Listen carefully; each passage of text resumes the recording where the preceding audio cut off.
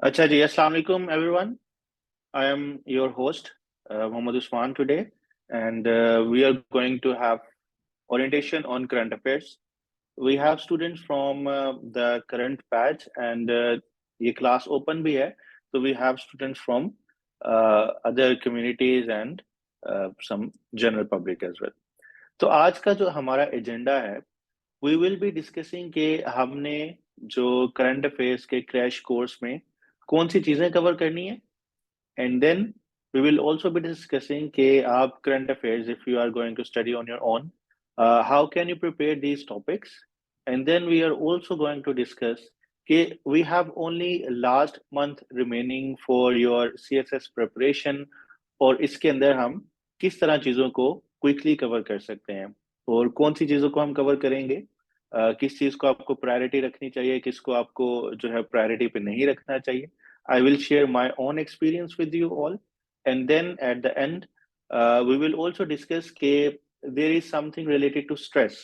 आपने recent news भी देखी कि there has been a lot of like rumors and then misconceptions के in this field, in the CSS related field, it's all about stress and there is nothing else. उसको भी हम देखेंगे कि what actually is there, what actually in the field, and then is it really worth it? Like जो आप तैयारी करते हैं, जो आपको मोटिवेशन चाहिए, जो भी आपके गोल्स हैं, जब आप इसके अंदर फील्ड के अंदर आते हैं, तो क्या ये रियली वही मैटर करती है या इसके अंदर कुछ दूसरे फैक्टर्स भी होते हैं. तो ये चीजें हम देखेंगे, and then there will be definitely a question answer session. So before going to explain anything, let me share my profile with you. I am not anyone with the background of social sciences. I did mechanical engineering from a renowned university, UAT, and then I started my preparation journey. My preparation journey has seen some ups and downs in the form of not getting allocation in my previous two attempts. मैंने CSS 2018 दिया सबसे पहले. उससे पहले I gave PMS 2018, जो कि 2017 के दिसंबर में और 2018 के जनवरी में कंडक्ट हुआ. I qualified that exam, but unfortunately I could not get allocation. And then again in CSS 2018, I appeared for the first time and I qualified. That was my first attempt. लेकिन again unfortunate was the thing कि मुझे दोबारा allocation नहीं मिली. And then आपको पता है कि जो हमारा CSS की प्रिपरेशन है, इसमें अपीयर होते हैं और फिर रिजल्ट आता है. It's a very lengthy process. ठीक है, बहुत टाइम टेकिंग होता है. तो जब फाइनली रिजल्ट आया 2018 के अटेम्प्ट का, तो 2019 की अटेम्प्ट जो है वो चली गई थी. So I appeared again in CSS 2020, और उसमें अल्हम्दुलिल्लाह I got 18th position. So this is my very small introduction, and currently I am posted as assistant commissioner, and I'm posted in Sindh, and जो मेहराबपुर है, this is my second station. So I have been stationed here for the last 4 months now. तो ये मेरी कुछ छोटी सी profile आप सबके लिए, ताकि आप ये देख लें कि it requires nothing but dedication, consistency, and some kind of stroke of luck in order to pass the exam and in order to get good growth. ठीक है जी. तो ये कुछ चीजें थी जो मैंने आप लोगों के साथ शेयर की. अब हम स्टडी देखेंगे, जो कि आज का जो मोटो है आज की क्लास का, कि what are the topics we are going to cover for this current course. ठीक है, इस क्रैश कोर्स में हम कौन सी चीजें कवर करेंगे. Let me share those things with you, and then after that हम बाकी चीजों पे बात करते हैं. अच्छा, आपने जो, if you have any question meanwhile, आपने जो है वो होस्ट, जो अभी जो होस्ट के नाम से आईडी, उस पे आप मैसेजेस करें, बिकॉज अदर आईडी उसके ऊपर जो है वो स्क्रीन शेयर नहीं है, so I can not read them.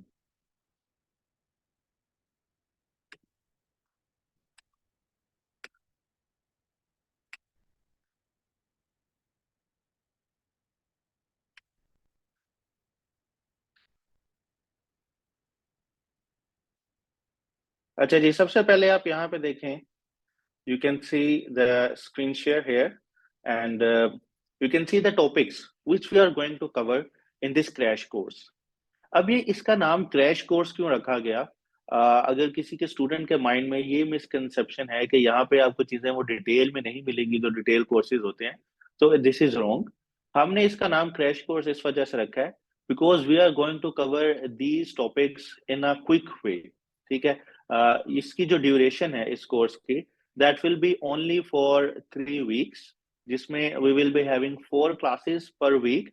And आप देख लें कि 3 classes in this week, not today, the next 3 days we are going to cover 3 topics, and then 4 topics in the next week, and then the remaining 3 topics in the very next week.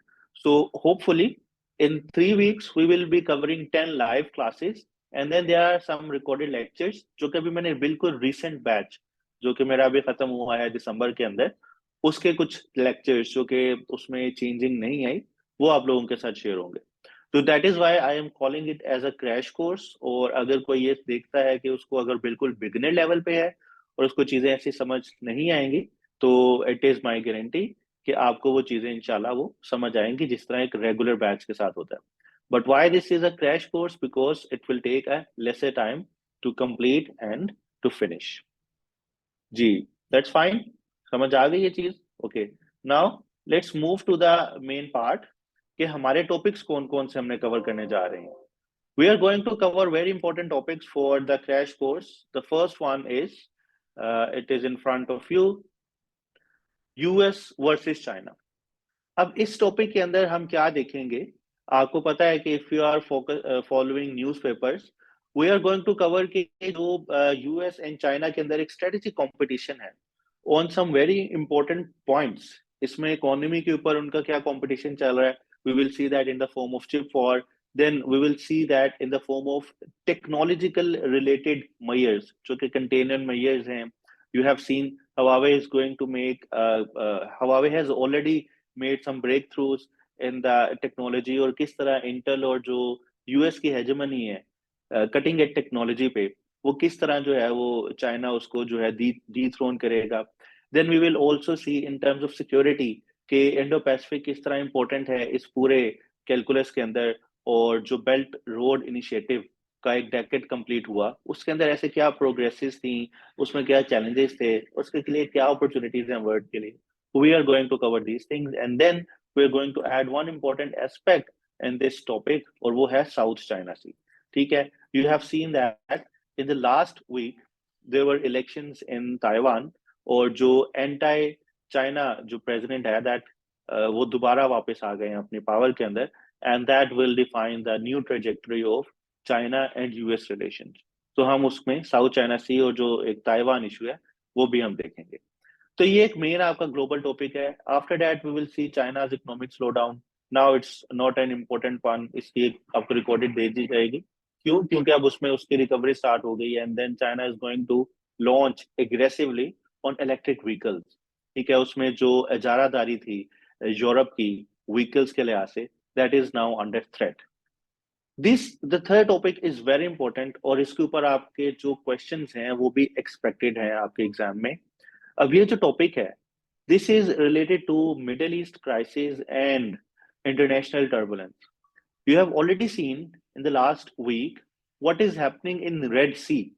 Can anyone tell me? आप अपने mind में देखें, आप बता सकते हैं कि red सी किधर है? This is a very important trade route which connects your Arabian Sea with the Mediterranean Sea through Suez Canal. Now in the Red Sea, Houthis are targeting the trade ships जो कि उनके मुताबिक Israel bounded हैं, और उसकी वजह से जो एक सी ट्रेड के ऊपर जो इम्प्लीकेशंस आएंगी ग्लोबल ट्रेड पे, ग्लोबल इकोनॉमी पे, और उसकी वजह से जो वॉर है, जो गजा का कॉन्फ्लिक्ट है, इसराइल फलस्तीन war, that could be expanded. तो ये सारी चीजें हम इस टॉपिक के अंदर देखेंगे। इसके अलावा इसमें आपने देखा लास्ट ईयर जो रिप्रोचमेंट की गई between Saudi Arabia and Iran, उसके क्या इम्प्लीकेशंस थे, चाइना का क्या रोल था इसके अंदर, यूएस ने किस तरह इसका रिस्पॉन्स तैयार किया, और पाकिस्तान उससे किस तरह फायदा उठा सकता है। Also this topic has been asked, a question related to this topic आपके सीएसएस स्पेशल में भी आ गया, but still this is important happening of the previous year, we will be covering that topic. After that, rise of China, the same topic, the same question was asked in CSS Special, but I will again give the recording of this topic to you. उसके बाद जो fifth topic है, this is again a very defining जो एक event था आपके last year का, that was COP28। उसमें काफी ज्यादा उसका ग्लैमर था, उसकी काफी ज्यादा प्रमोशन आपने देखी। Your Dawn newspaper specially covered COP28 and there was a special section for COP28 in your newspaper. So examiner can definitely ask a question related to this topic कि उसमें लॉस एंड डैमेज फंड था, उससे क्या फायदा ले सकता है पाकिस्तान या वर्ल्ड, उससे क्या फायदा ले सकती है, क्या 1.5 डिग्री सेंटीग्रेड जो राइज है जो कि अचीव हो गया ऑलरेडी, क्या 2 डिग्री सेंटीग्रेड तक जाने से हम रोक सकते हैं टेम्परेचर को या नहीं रोक सकते। ठीक है, अगर ये टेम्परेचर जाएगा तो उसकी इम्प्लीकेशंस क्या होंगी। तो ये चीजें हमने इस टॉपिक में देखनी है। आफ्टर दैट आर्टिफिशियल इंटेलिजेंस, ये CSS स्पेशल में नहीं आया क्वेश्चन, ये सिर्फ इसका ऐसे रिलेटेड आया था। तो देयर हाई चांसेस कि इसके ऊपर क्वेश्चन पूछा जाए। क्यों पूछा जा सकता है इसके ऊपर क्वेश्चन? क्योंकि आपने देखा कि अभी इसके ऊपर रिसेंट समिट भी हुआ है, AI controlling AI summit in your Europe, UK ने जो होस्ट किया। तो उसके ऊपर उससे जो इम्प्लीकेशंस है आर्टिफिशियल इंटेलिजेंस की, आपने तो बहुत ज्यादा यूजेस देख लिए। Maybe all of you are using ChatGPT and other AI related software and applications. But what are the implications of artificial intelligence in geopolitics? That is the most important thing. And we need to cover this thing. We need to cover what is artificial intelligence, how we can control it, what are the strategies, ठीक है, global north versus global south, इस पे क्या implications होंगी। We will cover those that aspect especially in this topic, ठीक है। अच्छा, उसके बाद we have global displacement and migration crisis, जो रेफ्यूजी का चल रहा है पाकिस्तान और अफगानिस्तान से रिलेटेड। तो पाकिस्तान अफगानिस्तान रिलेशंस के अंदर हम कवर करेंगे and I have already explain this topic, तो इसकी मोस्ट प्रोबेबली हम रिकॉर्डिंग शेयर करेंगे। The next one is Russia Ukraine war. अब इसके सेकेंड ईयर इसका कंप्लीट होने वाला है इस वॉर का, लेकिन अभी ये वॉर की ट्रेजेक्टरी चेंज हो रही है। Now it is more related to the dominance of Black Sea, ठीक है। Now you can see we have very turbulence, a lot of turbulence coming in different seas. You have in the east, you have South China Sea. In the center, you have Black Sea. In the west, you have Red Sea, and then you have Mediterranean Sea. तो इन चीजों के ऊपर कौन सी आपको स्किर्मिशेस चल रही हैं, conflicts चल रहे हैं, इनका आपको आइडिया होना चाहिए, क्योंकि ये सारे इवेंट्स वन वे और another they linked with each other, और उससे जो सिक्योरिटी कंसर्न्स हैं ग्लोबली वो बहुत ज्यादा उससे पूछे जा सकते हैं।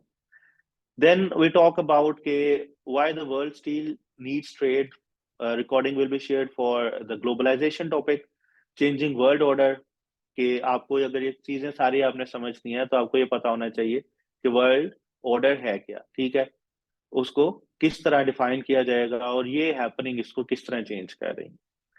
उसके बाद आपके पास कुछ रिलेशंस हैं पाकिस्तान पर्सपेक्टिव में, पाक चाइना, पाक अफगानिस्तान, पाक इंडिया, ये हम देखेंगे। Then we will cover the decade of CPEC, energy crisis in Pakistan, economic situation of Pakistan, जो कि हमेशा से हमारा परमानेंट टॉपिक रहा है आप सबके सामने। इकोनॉमिक क्राइसिस क्या है पाकिस्तान के, पाकिस्तान इसको किस तरह डील कर सकता है, ठीक है, और उसको हम किस तरह उसका सोल्यूशन है।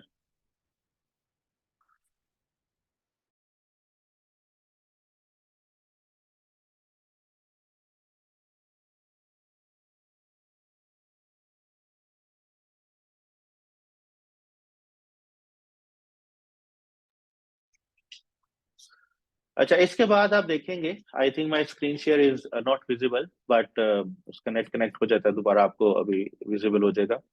Then we will talk about the last two topics जो कि बहुत इंपॉर्टेंट हैं ग्लोबली भी और पाकिस्तान के पॉइंट ऑफ व्यू से भी, और वो मैंने अभी अपने लास्ट 3 बैचेस को भी नहीं करवाया, क्योंकि वो मैं इस दफा करवाऊंगा। अब चीजें थोड़ी सी क्लियर हो रही हैं, हमें पता लग रहा है कि अब इलेक्शंस होंगे पाकिस्तान में और किस तरह के इलेक्शंस होंगे। तो ये चीजें आप लोगों के साथ शेयर की जाएंगी कि 2024 is going to be the season, is going to be the year of elections. Democracy comes under threat. How populism और पॉपुलर जो पॉपुलिस्ट रिजाइम्स हैं जो इस तरह के एक्टर्स हैं, जो इस तरह के प्रेसिडेंट्स हैं, टेंडेंसीज हैं, right wing tendencies, left wing tendencies, nationalist tendencies, how they are going to impact democracy all over the world. तो ये कुछ चीजें हैं जो हमने डिस्कस करनी है अपने करंट अफेयर्स के क्रैश कोर्स में। ठीक है। अब आपका जो क्वेश्चन है, जो मोस्टली स्टूडेंट्स पूछ रहे हैं, if you have not registered yourself for this course, you can still register for this course, and for that you can just text my coordinator and the number is given to you। अभी आपके सामने screen share में show हो जाएगा।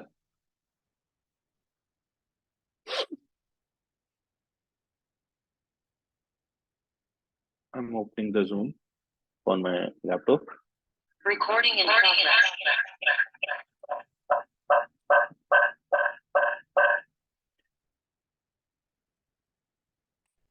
I think you can see the screen share now। अच्छा जी, this is for the registration। If you have not registered yourself for this course, you can still register। The fees is written in front of you, the number is written in front of you, and I can also send this number in the messages। आप उसमें जाके check कर सकते हैं और उसमें आप देख सकते हैं। If you want to register now, you can still register।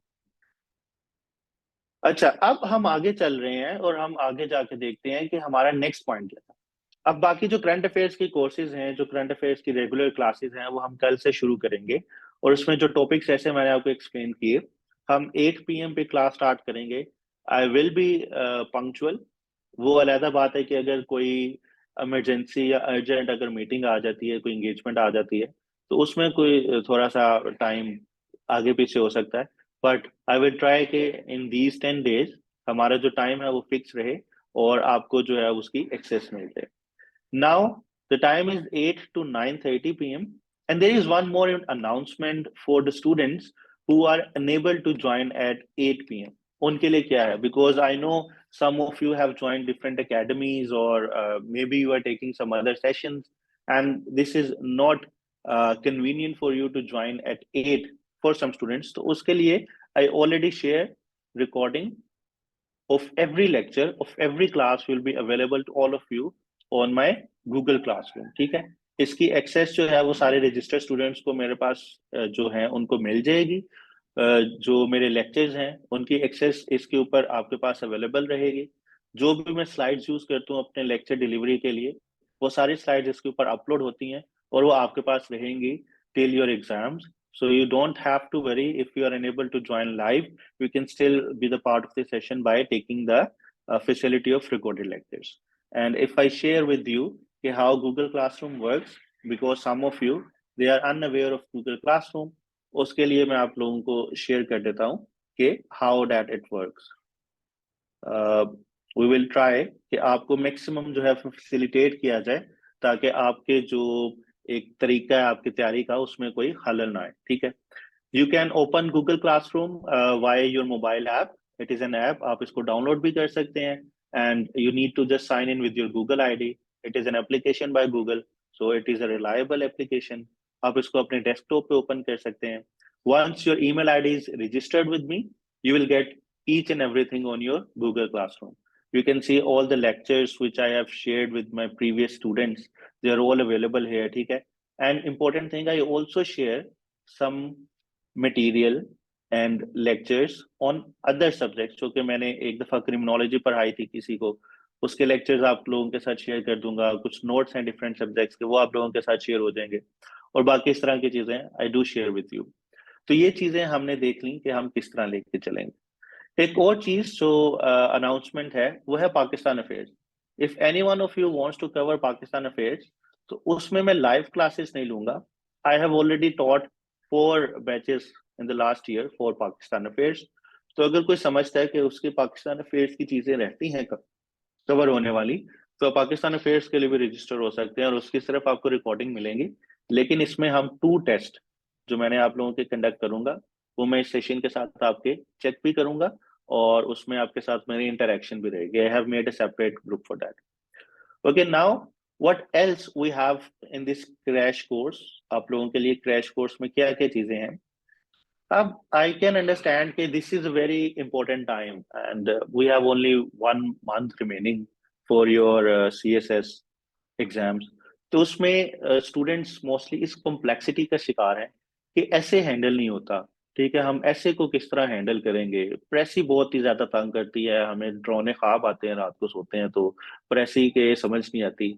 General science and ability में एबिलिटी पोर्शन तो जो है वो तो हमें 2+2=4 जो है एग्जाम में हम 5 लिख देते हैं, तो कभी कभी ये मसले बन जाते हैं। ठीक है, ऑन अ लाइटर नोट। तो इस तरह इस्लामियात में क्या अरबी लिखें, अरबी के ऊपर जेर जबर डालें या ना डालें, या अरबी लिखनी चाहिए या नहीं लिखनी चाहिए। ठीक है, तो इस तरह के जो आपके क्वेश्चंस हैं उसको भी हम डील करेंगे इस क्रैश कोर्स में। और जो मेरे प्रीवियस स्टूडेंट्स हैं वो डेफिनेटली जो सीएस जो लास्ट ईयर जिन्होंने ज्वाइन किया है, यानी जो मेरे स्टूडेंट्स हैं CA 24 बैचेस के, ठीक है, 1, 2 एंड 3, उनको तो ऑटोमेटिकली एक्सेस मिल जाएगी इस क्रैश कोर्स की। लेकिन जो प्रीवियस ईयर के स्टूडेंट्स हैं 23 के, उनको नहीं मिलेगी, उनको लेना पड़ेगा ये कोर्स। अच्छा, अब इस क्रैश कोर्स में जो बाकी कंपलसरी सब्जेक्ट्स हैं जिसमें हम बात करते हैं एसए की, ठीक है, इसके ऊपर मैं आप लोगों के साथ डिस्कस करूंगा। प्रेसी के ऊपर सर अरसलान, ठीक है, he is my batchmate and he is a good friend of mine. I will request him to conduct a live lecture on precis. He will attempt a precis in front of you, आपको precis करके दिखाएगा कि किस तरह करते हैं, उसके कुछ रूल्स बताएगा। And that will be under this crash course, वो आप सब स्टूडेंट्स के लिए जो एनरोल होंगे। ऐसे के ऊपर मैं बजाते खुद करूंगा। ठीक है, आप ये ना समझिएगा कि आई एम मेंटोर ऑफ ऐसे। ऐसे मैंने पढ़ाता हूँ, ऐसे मैं चेक भी करता हूँ, but my main expertise are on current affairs domain. But I have already qualified ऐसे 4 टाइम्स। तो आप लोगों को अगर क्यूरियोसिटी है कि हमने किस तरह मैंने क्वालिफाई किया, अरसलान ने किस तरह क्वालिफाई किया, तो इसके ऊपर एक वर्कशॉप जो है वो मैं कंडक्ट करूंगा ऑन ऐसे। और इसके ऊपर जो है वो जीएसए के ऊपर भी मैं कंडक्ट करूंगा। I also got good marks in GSA. मेरी जो थी वो इंजीनियरिंग है, mechanical engineering, and I have good grip on math. तो मैंने तो कभी तैयारी करके भी नहीं जाता था एबिलिटी की, which costed a lot in my first attempt. तो दूसरे अटेम्प्ट में मैं तैयारी करके गया।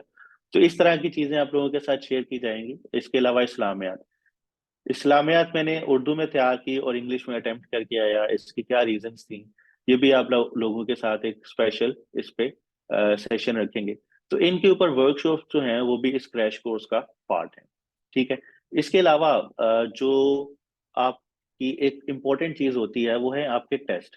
ठीक है, जो लास्ट बैच अगर मेरे 23 CA 24 B3 के स्टूडेंट्स हैं, तो उनके अभी कुछ 5 से 10 टेस्ट रह गए हैं चेक होने वाले, क्योंकि हर एक जो उनका ग्रैंड टेस्ट है जो उन्होंने दिया था मुझे 15 से 20 मिनट लगते हैं पूरा पेपर चेक करने के लिए, और मैं पूरा रीड करके उसको देख रहा हूँ, मार्क भी कर रहा हूँ। तो आपको डिटेल्ड एवेलुएशन भी अवेलेबल होंगे इस कोर्स के अंदर। And we will be covering 2 full length mocks. ठीक है, एक जो मॉक होगा वो आफ्टर 2 वीक्स होगा, और जो फाइनल मॉक होगा वो after the end of your session होगा। और उसमें जो आपके क्वेरीज होंगे, जो क्वेश्चंस होंगे, डिस्कस करेंगे जिस किसी के भी स्टूडेंट्स के होंगे। तो this is what we have for you on this session. तो आपने अगर अभी भी इसमें ज्वाइन करना चाहते हैं, you can text me at this number, आप लोगों के साथ ऑलरेडी शेयर। अब हम बात करते हैं अपनी मेन चीज पे, जिसके लिए ओरिएंटेशन मैंने रखी थी। ठीक है, आई have already a lot of students who have registered, तो मुझे ओरिएंटेशन की वैसे जरूरत नहीं होती। लेकिन it is a kind of interaction with my other students जो कि प्लान कर रहे होते हैं, या जो बिगिनर लेवल पे होते हैं, या जो वैसे ही कुछ मोटिवेशन चाहिए होती है, या कुछ उनके क्वेरीज होती हैं, तो उनके लिए हम ओरिएंटेशन सेशन रखते हैं। तो अगर आपका ओरिएंटेशन सेशन में आपकी ये चीजें डिस्कस हो गई हैं, तो आज की जो तीसरी चीज है वो हम डिस्कस करने जा रहे हैं, वो ये है how to crack current affairs. ठीक है, करंट अफेयर्स को हम किस तरह कवर करेंगे, very important question. We have 200 participants here.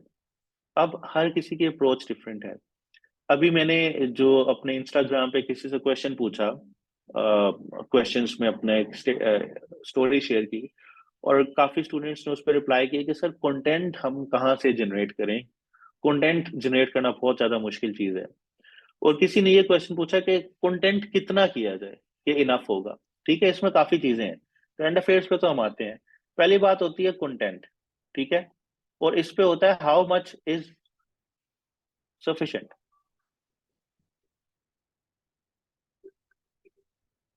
तो इसका जो आंसर है, उसका आंसर ये है कि देयर इज नथिंग जो कि आप समझें कि ये कंप्लीट हो गया और मैंने अब नहीं करना। आपको हमेशा आपके सीएसएस सब्जेक्ट ऐसे सब्जेक्ट्स हैं कि आप अगर उसको डिफरेंट बुक से कंसल्ट करके भी रीड कर लें, तो there will always be something जो आप समझेंगे कि आपकी रह गई है और आप उसको कवर करना चाहते हैं। तो ये स्ट्रगल, ये जो इसका डिलेमा है, वो सीएसएस का हमेशा रहेगा। तो जो कंटेंट मैं आप लोगों को दूंगा अपने स्टूडेंट्स को, आपने उस पर सेटिस्फाई रहना है और आपने उस पर कॉन्फिडेंट होना है कि जो मैंने आपको पढ़ा दूंगा, जो आपको डिलीवर कर दूंगा, that will be enough, more than enough. उसके अलावा आपको कवर करने की जरूरत नहीं है, क्योंकि आपके पास एबिलिटी नहीं है उसको कवर करने की। ठीक है, वहां पे आपके पास आवर्स एंड आवर्स नहीं है कि आप उस पर लिखते रहेंगे और सोचते रहेंगे। You have only 3 hours। Please keep this thing in your mind. ठीक है, while preparation, if you are not my student and if you are not planning to register, you need to still keep it in your mind कि we have only 3 hours in the exam। आपने वहां पे thesis नहीं लिखने, ठीक है, वहां पे आपने कोई जो अरिस्टो या प्लाटो या होब्स उसके फिलोसफी नहीं झाड़नी। आपने जो क्वेश्चन पूछा गया है, आपने बस उसको 7 से 8 पेजेस मैक्सिमम आपने उस पर लिख के आ जाना। उसके लिए जो आपको कंटेंट मैं प्रोवाइड करूंगा, या हमने जो कंटेंट गैदर किया हुआ है, I think that would be enough. उस पे आपको सेटिस्फाई होने की जरूरत है। जब आप उस पे सेटिस्फाई हो जाएंगे, तो फिर आप जो है वो आपके ऊपर ये कॉन्फिडेंस आएगा कि आप ये जो करंट अफेयर्स हैं इसको कवर कर सके। तो ये पहली चीज आपका माइंड सेट। ठीक है, पहली चीज आपका क्या है, आपका माइंड सेट जो है वो क्लियर होना चाहिए कि जी जो आपने कर लिया है वो आपने कर लिया, इसके अलावा आपको जरूरत नहीं है। जब मैं तैयारी करता था, तो मैंने बुक्स से ज्यादा, आप सब क्वेश्चन कर सकते हैं कि सर बुक्स रीडिंग का क्या फायदा और ये वो, तो बुक्स कितनी जरूरी होती हैं। तो मैंने बुक्स के अलावा ज्यादा जो मेरा प्रिपरेशन का टाइम गुजरा है वो रीड रीड मैंने किया है, जर्नल्स रीड किए हैं, मैगजीन्स रीड किए हैं और न्यूज़पेपर रीड किए। और वहां से मैंने अपना एक्सप्रेशन डेवलप किया है, वहां से मैंने जो अपना करंट अफेयर्स डेवलप किया है। और वो एक कंटिन्यूस एक्सरसाइज होती है जो मैं करता था। तो मेरा माइंडसेट क्या था कि जितना मैंने कर लिया है, मैंने एट दैट टाइम मैंने वर्ल्ड टाइम्स के मैगजीन को नहीं टेस्ट किया था। अब तो आपके पास कितने ज्यादा मैगजीन्स अवेलेबल हैं जहाँ पे आपके पास डाटा का डाटा अवेलेबल है। और कुछ लोग तो फ्री के फ्री क्लासेस आपको कराते हैं, जी हम आपको कंटेंट दे देंगे, ग्रुप ग्रुप ज्वाइन करें, ये मिल जाएगा वो मिल जाएगा। ठीक है, एक मैंने मीम भी शेयर की थी कि जी आप एक बैठा होता है बंदा और कंप्यूटर पे देख रहा होता है कि अच्छा इंडो पैसिफिक पे ये 20 आर्टिकल हैं, तो अब उसको आपने कितने 20 दिन में पढ़ने हैं क्या। तो आपका एक माइंडसेट क्लियर होना चाहिए कि भाई जितना पढ़ लिया वो काफी है, उससे मैं उसके ऊपर क्वेश्चन जो है वो अटेम्प्ट कर लूंगा। तो ये आपकी पहली चीज होती है अगर आपने कोई भी एग्जाम को क्रैक करना है, बीट करंट अफेयर्स बीट ऐसे। सेकंड थिंग, करंट अफेयर्स को आपने जो क्रैक करना है उसमें आपके कंटेंट के साथ आपका मैटर करेगा आपका पेपर राइटिंग टेक्निक्स। ठीक है, और पेपर अटेम्प्टिंग टेक्निक्स। इसकी मैं एक सिंपल आपको एग्जांपल देता हूँ। अब कोई मुझे बता सकता है पाकिस्तान का टेक्स्ट टू जीडीपी रेशियो कितना है? आप चैट में मेंशन करें, कमेंट्स में मेंशन करें, जो रिकॉर्डिंग सुनेंगे वो अपने माइंड में मेंशन करें या कहीं लिखें कि पाकिस्तान का टेक्स्ट टू जीडीपी रेशियो कितना है। अब किसी ने मेंशन किया कि जी 9.1%, किसी ने मेंशन किया अराउंड 10%, ठीक है, किसी ने मेंशन किया अराउंड 11%।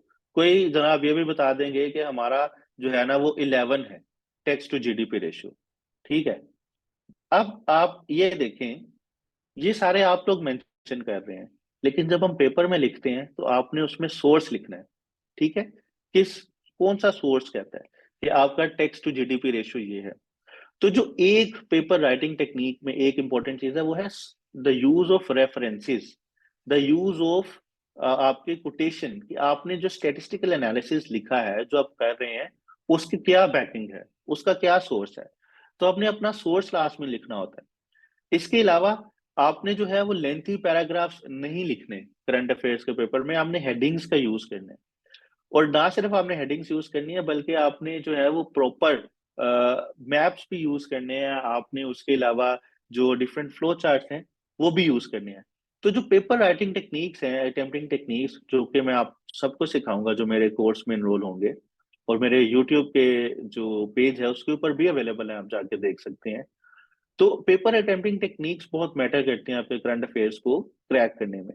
तो अगर आपने ये दो चीजें आपके पास अवेलेबल हैं तो आपकी तैयारी 100% है पेपर के पॉइंट ऑफ व्यू से। आपने वहां पे डिबेट नहीं करनी, वहां पे एंकर पर्सन नहीं बनना।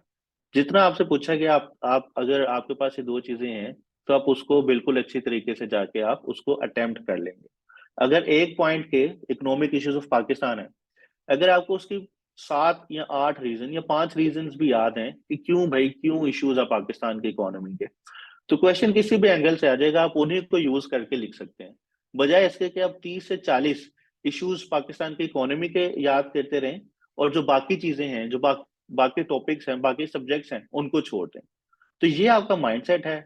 और पेपर प्रेजेंटेशन है कि आपने उसको किस तरह लिखना है। मैं आप लोगों के साथ सैंपल भी शेयर करूंगा कि कुछ स्टूडेंट्स ने सेम कंटेंट लिखा, आप किसको ज्यादा मार्क्स देंगे। ये चीजें सब हम सारी इंटरैक्टिव वे से लर्न करेंगे। तो ये चीजें अगर आपके पास आ जाएंगी तो आप करंट अफेयर्स को क्रैक कर सकते हैं। इसके बाद very important thing, the strategy for the last 1 month. ठीक है, मैं अपनी स्ट्रेटेजी बताऊंगा। मैं ये नहीं करूंगा कि आपने जो है वो सोना छोड़ दें और आप हाथ में तस्बीह पकड़ लें और मसल्ले पे बैठ जाएं और दुआएं करें। वो तो लाजमी आपने पेपर के बाद करनी है, अभी भी नमाज़ें पढ़ के आपने जो भी आपका है वो आप करेंगे। लेकिन आपकी स्ट्रेटजी क्या होगी, आपने अपनी नींदें हराम नहीं करनी, बल्कि आपने एक स्मार्ट वे में चीजों को लेके चलना है। और स्मार्ट वे क्या होता है, एक मेरी हम्बल सी जो एक सजेशन है आप सबके लिए, जो एक मैंने सोचा था कि हम किस तरह जो है अच्छे तरीके से पेपर को तैयार कर सकते हैं अपने लास्ट मंथ में और लास्ट 1 मंथ में। क्योंकि मैंने अपने चारों अटेम्प्ट्स को क्वालिफाई किया, ठीक है। इसमें यह बात नहीं है कि मैंने जो है वो क्वालिफाई नहीं किया। I qualified all of my attempts, be there be they PMS और सीएसएस। तो कुछ ना कोई चीज तो है ना ऐसी जो क्वालिफाई किया, तो वो मैं आप लोगों के साथ शेयर करने लगूं। मे भी किसी को समझ आ जाए और मे भी वो चीजें जो है वो जाके आप रिप्रोड्यूस करें। तो जो सबसे पहली चीज है, प्री रेक्विजिट्स क्या है। ठीक है, ये स्ट्रेटेजी उनके लिए नहीं है जिन्होंने अभी जिन्होंने अभी सीएसएस की तैयारी स्टार्ट की है कि जी मैं जो है वो भी पिछले मंथ में तैयारी स्टार्ट किया तो अब मुझे लास्ट मंथ की स्ट्रेटेजी बताएं। नहीं, ये उनके लिए नहीं है। तो ये स्ट्रेटेजी है किन के लिए, ये उनके लिए है जिनका तकरीबन 90% या 80% सिलेबस आपका कवर है, तब आपके ऊपर एप्लीकेबल होगी। ठीक है, ये उसके लिए नहीं है जिसका सिलेबस ही नहीं कवर हुआ। तो आपने ये देख लेना कि ये कोई हर फन मोला नहीं है, ये इसके लिए बड़ी चीजें चाहिए। अगर आप इसको फॉलो करते हैं तो फिर आप इस स्ट्रेटेजी को फॉलो कीजिएगा। दूसरी, आपको इंग्लिश राइटिंग की प्रैक्टिस है। ठीक है, ऐसे राइटिंग आपको आता है, ऐसे राइटिंग आपको इसका नो हाउ है। यानी इसका मतलब ये नहीं है कि आपने कभी आउटलाइन ही नहीं बनाई या कभी इंट्रोडक्शन ही नहीं लिखा या कोई पैराग्राफ नहीं लिखा, तो उसके लिए ये चीज एप्लीकेबल नहीं होगी। अब तीसरी चीज इसके अलावा आपकी ये है कि आपको जो आपके नोट्स हैं वो आपके रेडी हैं। ठीक है, अब शॉर्ट नोट्स चाहे ना हो, लॉन्ग नोट्स अगर आपके कंप्लीट कॉम्प्रिहेंसिव नोट्स सारे सब्जेक्ट्स के आपके रेडी हैं, तो फिर ये स्ट्रेटेजी मैं आप लोगों के साथ बताऊंगा। क्योंकि मेरी ये प्री रिक्विजिट्स मेरी थी, क्योंकि 1 महीना पहले मेरे पास ये चीजें कंप्लीट थी। मुझे जो थे वो तकरीबन मेरा 80-90% सिलेबस कंप्लीट हो चुका था। मुझे ऐसे राइटिंग की प्रैक्टिस थी, इंट्रोडक्शन आउटलाइन लिखना मेरे लिए कोई मुश्किल बात नहीं थी। और तीसरी चीज, मैंने जो नोट्स थे वो तकरीबन तैयार थे, तकरीबन कंप्लीट तैयार नहीं थे। अब आपके पास आपने क्या करना है, तो सबसे पहले आपने जो है वो डेली कुछ रूटीन है जो आपने फॉलो करनी है, और कुछ आपकी जो रूटीन होगी वो होगी वीकली। अब आपकी डेली रूटीन क्या होनी चाहिए, आपने डेली क्या ऐसा करना है कि आपके जो है वो चीजें आपकी कवर होती रहें। सबसे पहली जो आपको पता होना चाहिए सीएसएस के अंदर, जो जिसकी वजह से सीएसएस नहीं होता, वो है एसे। मोस्टली स्टूडेंट्स दे फेल इन एसे। तो एसे को आपने किस तरह तैयार करना है, सबसे पहले एसे की तैयारी के लिए आपने डेली बेसिस पे या ट्वाई एक दिन छोड़ के अगले दिन कर लिया करें। आपने ऐसे पे आउटलाइन बनानी है, ठीक है, और इसके ऊपर आपने इंट्रोडक्शन लिखना है। ये बहुत इंपॉर्टेंट चीजें हैं। आप समझते हैं आउटलाइन लिखना कौन सी भरी बात है, मैं अभी लिख लूंगा आउटलाइन, तो आप लिख के दें कि डेमोक्रेसी इन डोलड्रम्स। अगर मैं लिखता हूँ democracy is in डोलड्रम्स world wide, या आपको अगर मैं स्टेटमेंट देता हूँ, तो क्या आप इस पे आउटलाइन बना लेंगे? 10 मिनट्स में आपको देता हूँ। एक हम एक्सरसाइज भी करेंगे अपने स्टूडेंट्स के साथ, करंट अफेयर्स वाले। तो मैं वो ऐड कर दूं कि करंट अफेयर्स के स्टूडेंट्स के साथ इस दफा क्रैश कोर्स में मैं क्या करने जा रहा हूँ, कि जब हम कोई भी टॉपिक कवर करेंगे करंट अफेयर्स का, ठीक है, आफ्टर ईच लेक्चर जो भी हम जिस भी टॉपिक पे करेंगे कवर हो जाएगा, मैं आपको उसका मॉडल क्वेश्चन लिखवाऊंगा यहाँ पे। ठीक है कि भाई अब आपने लेट से यूएस वर्सेस चाइना पढ़ा है, तो उसका क्वेश्चन ये है, एक स्टेटमेंट होगी उसकी, आपने वो स्टेटमेंट पढ़ के, क्योंकि आपने अभी लेक्चर लिया होगा, आपने उसकी आंसर की आउटलाइन बनानी होगी। ठीक है, आप सबको मैं 10 मिनट्स का टाइम दूंगा, टाइमर लगा के आप सबके सामने, आपने उन 10 मिनट्स के अंदर उस टॉपिक के ऊपर आपने आउटलाइन बनानी होगी। एंड आफ्टर 10 मिनट्स मैं उसके ऊपर अपनी जो आउटलाइन बनी हुई है वो शेयर करूंगा और आप लोगों को बताऊंगा कि आपने किस तरह अपने क्वेश्चन को आंसर कर सकते हैं करंट अफेयर्स के लिए। ये आपको हेल्प करेगा आपके पाकिस्तान अफेयर्स में भी, आपके ऐसे प्रैक्टिस में भी, ऐसे राइटिंग प्रैक्टिस में भी, और आपके बाकी ऑप्शनल सब्जेक्ट्स में भी। तो ये वो चीज है जो हम क्रैश कोर्स के अंदर करते हैं, मैंने लास्ट ईयर भी की थी और इस दफा भी करेंगे। ठीक है, तो ये आप सबके लिए जो है वो एक एडिशनल चीज होगी इस कोर्स के लिए। अब हम वापस चलते हैं अपने स्ट्रेटेजी पे। तो आपने डेली ऐसे आउटलाइन और इंट्रोडक्शन लिखना है। आपने आउटलाइन किन टॉपिक्स पे चूज करनी है? आप सिंपल सीएसएस के पास्ट पेपर्स को उठाएं, यूपीएससी के पास्ट पेपर्स को उठा लें अगर आपको बहुत ज्यादा टॉपिक्स चाहिए, और डेली बैठ के उस पर कोई आउटलाइन या इंट्रोडक्शन लिख लिया करें। ये आपकी मेन चीज होगी। दूसरी चीज आपकी इंग्लिश पे ही आ जाते हैं, आपकी है वोकैब। आपने अपनी वोकैबलरी जो आपने तैयार किया उसको रिवाइज लाजमी करना है। ठीक है, पेयर ऑफ वर्ड्स का पेयर बना लें या इडियम्स का पेयर बना लें। तो प्रेसी वाले पेपर की कोई ना कोई चीज, किसी दिन प्रेसी अटेम्प्ट कर लिए, किसी दिन कॉम्प्रिहेंशन कर ली, ये चीज आपने डेली बेसिस पे करनी है, ताकि जब आप एग्जाम में जाएं तो आपको फियर ना हो कि भाई अब हम कैसे करेंगे, आपको एक आइडिया। अच्छा, ये तो थी डेली वाली। उसके बाद वीकली बेसिस पे क्या करेंगे, आपने जो एट अ टाइम आपने जो है वो अपने देख लेने हैं कौन से सब्जेक्ट्स जो आपके वीक हैं। ठीक है, वीक सब्जेक्ट्स आपने उठाने हैं। फॉर एग्जांपल अगर मेरा पंजाबी था, तो एट माय टाइम, क्योंकि मेरे पंजाबी में कभी अच्छे नंबर नहीं आए, I got 58 marks in my first attempt and 65 marks in my next attempt, CSS 2020 की। आई कुड हैव स्कोर्ड 80, और इसमें 80 इजीली आ जाते हैं पंजाबी में। लेट्स से अगर आपका पंजाबी वीक है, तो उसमें देखें कि कौन से पॉइंट्स उसके आपके रहते हैं, मिसिंग है, उसको टाइमर दें और अपने शेड्यूल में उसको एडजस्ट करें कि जी मैंने जो है एक वीक में 3 घंटे डेली पंजाबी को लगाने हैं, या 4 घंटे पंजाबी को लगाने हैं। तो आप अपने वीक सब्जेक्ट्स तैयार करें, इसमें निकालें, और आप उसमें जो है अपने 2 वीक्स, ये 2 वीक्स का टारगेट रखें कि सारे वीक सब्जेक्ट्स उसमें कवर कर लें, उसमें जो जो चीजें रह गई हैं उसको कवर करें, और इसके लिए टाइमिंग आपको खुद ही एडजस्ट करनी पड़ेगी। इसके बाद आपने क्या करना है, जब आपके ये हो जाएंगे, आपने जो इसके अलावा जो वीकली बेसिस पे आपने करना है, जब आपके वीक सब्जेक्ट्स कवर हो गए हैं, तो आप पहले स्टार्ट करेंगे ऑप्शनल्स की रिवीजन से। ऑप्शनल की रिवीजन अब इस तरह करेंगे कि आपने शॉर्ट नोट्स तो बना लिए होंगे। ठीक है, अगर आपके शॉर्ट नोट्स नहीं है तो शॉर्ट नोट्स बना लें। ठीक है, make short notes from your long notes. एक एक दो दो दिन लगेगा पर ऑप्शनल। जब आपके शॉर्ट नोट्स बन जाएंगे, आप इनके साथ इनके निमोनिक भी बनाएं। निमोनिक्स पर इंपॉर्टेंट है, अगर किसी को नहीं पता निमोनिक्स क्या होते हैं तो इसको यूट्यूब कीजिएगा, गूगल कीजिएगा, फाइंड आउट कीजिएगा। अब इसकी मैं एग्जांपल दे देता हूँ। मुझे ना पंजाबी में पोइट्री याद नहीं होती थी, और मैंने ये सब्जेक्ट भी रख लिया था, और जिसकी वजह से रखा, उस दोस्त को मैंने हमेशा जो है वो बुरा भला कहा कि भाई तुमने मुझे पंजाबी क्यों रखवाई है, लेकिन मैंने रख ली पंजाबी।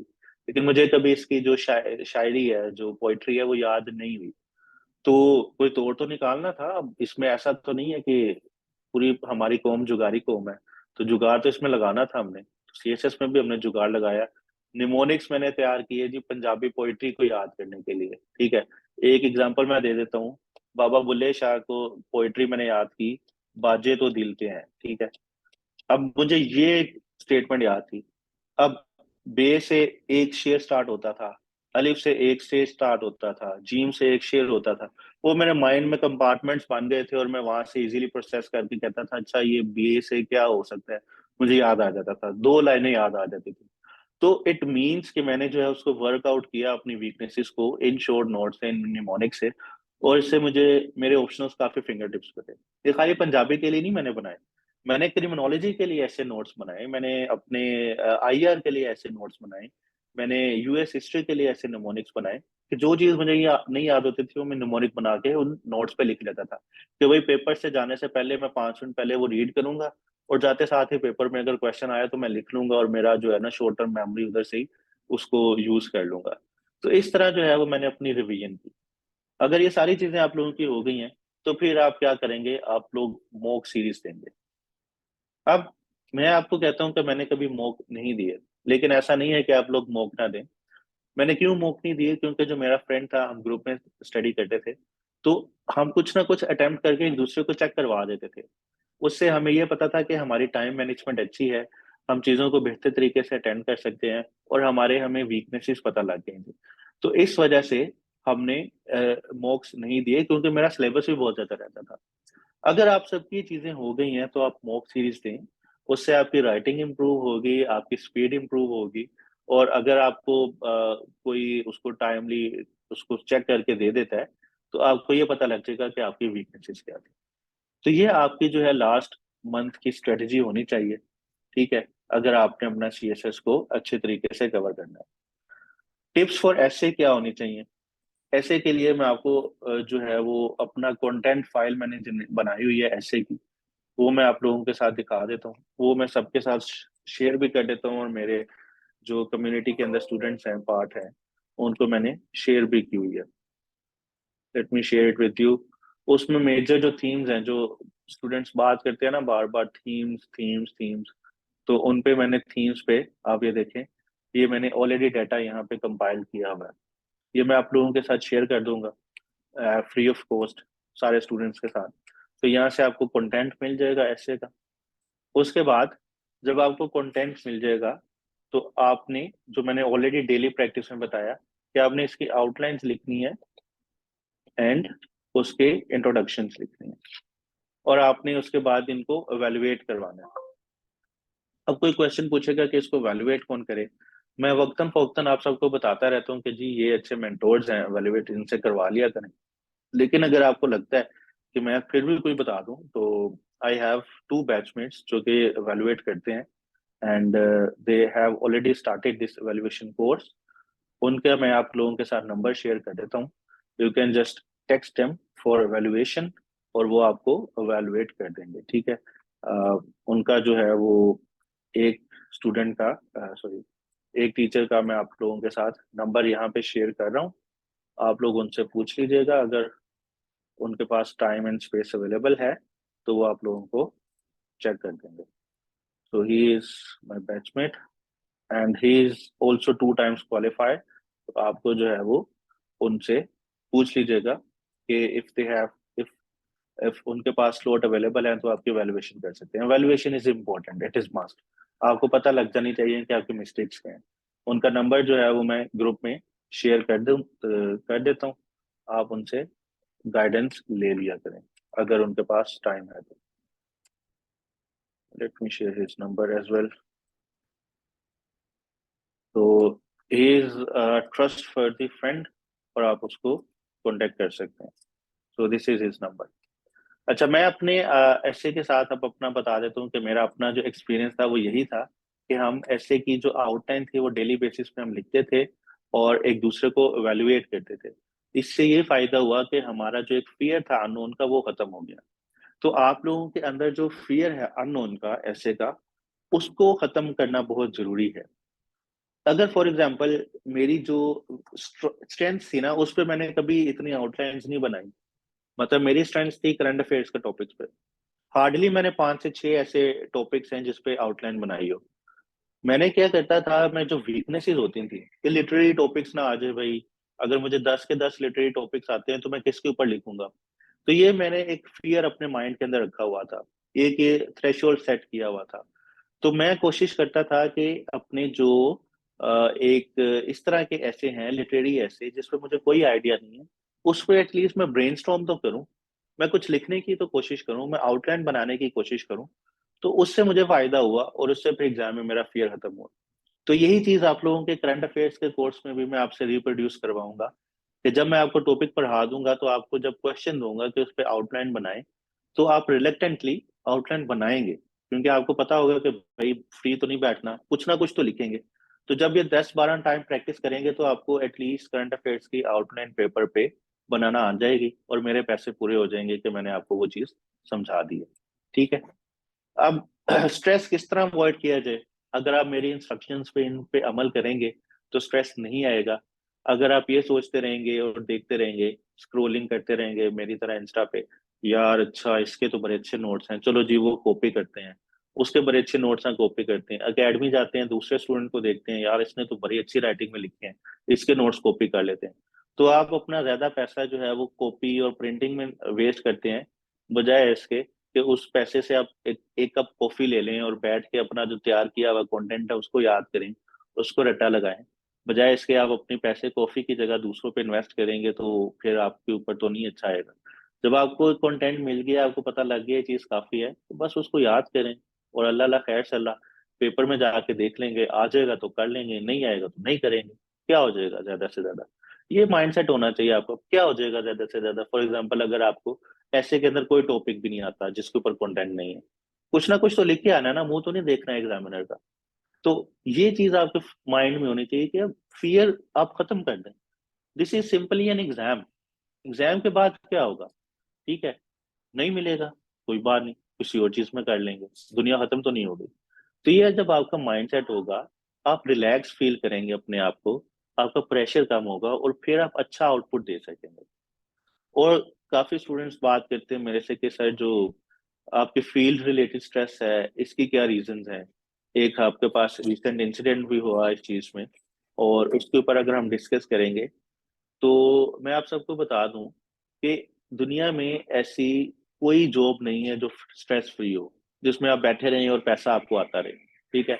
अगर किसी ने इन्वेस्ट भी किया ना, पाकिस्तान में रियल एस्टेट जो है वो सबसे सेफ इन्वेस्टमेंट कंसिडर की जाती है, लेकिन अब उस पर गवर्नमेंट ने टैक्सेस लगा दिए हैं। तो उसको बैठ के, जिसके रियल एस्टेट होगा उसको बैठ के भी ख्वाब में ये आएगा कि यार गवर्नमेंट मेरे से टैक्स ना लेने आ जाए। ठीक है। तो स्ट्रेस आपको हर जगह मिलेगा। It is not only related to CSS. Yes, इस सर्विस के कुछ पर्क्स हैं, प्रिविलेजेस हैं, सोशल बेनिफिट्स हैं। तो जितनी ज्यादा एक साइड पे चीजें हैं तो उतनी ज्यादा दूसरी साइड पे आपकी रिस्पॉन्सिबिलिटी भी है। अगर for example I am having a lecture right now with you, तो I can also at the same time I can get a call कि जी आपका बाहर इंसिडेंट हो गया, आप जाके देखें। ठीक है, कोई प्रेशर आ जाता है, लो में कुछ नहीं लिखा, कहीं नहीं लिखा, लेकिन कह देते हैं कि आपने ने काम ये करना है, आपने फैसिलिटेट करना है दूसरों को, तो you have to do it. ठीक है, ये स्ट्रेस आपका रहता है। तो believe me, this is a very good opportunity, CSS in Pakistan in current circumstances. You can come there, you can work for your people, and then you can serve them in a better way. अभी जो recent हमारा crisis चल रहा है, Ukraine, sorry,